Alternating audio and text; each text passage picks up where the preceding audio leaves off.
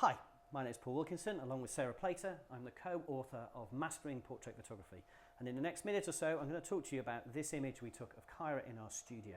So yes, I admit, we've got a little bit of technology on this particular image. We do have studio lighting. You could, if you have a nice skylight or a nice big window, take a very similar image. But in this particular instance, this is a studio lit shot.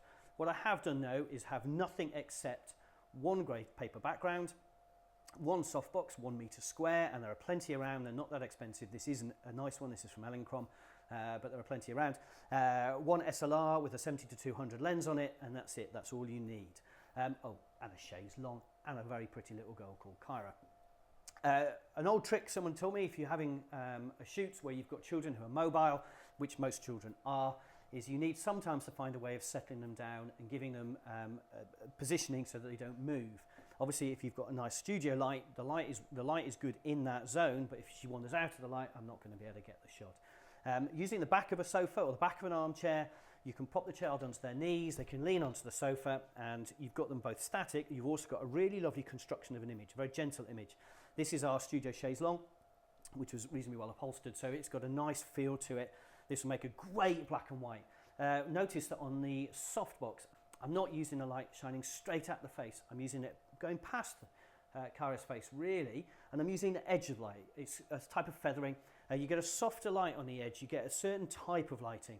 It also has the added benefit that because the lighting is slightly less prominent on the edge, is I've exposed slightly higher, so the light that's bouncing around the room is now playing into it, and it just softens it a little bit. It just gives me light coming off the walls.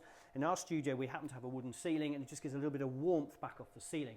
Whereas if I lit directly, much harder, although the light would be soft because the softbox is really big, it would also mean that there'd be very little bounce light coming back relative to the light from the middle of the box.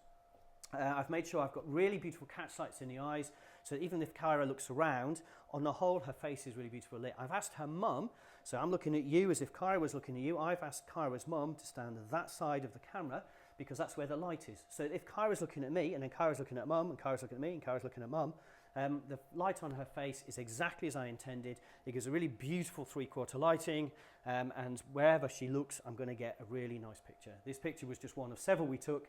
Kyra obviously is really animated, and so this happens to be my favourite.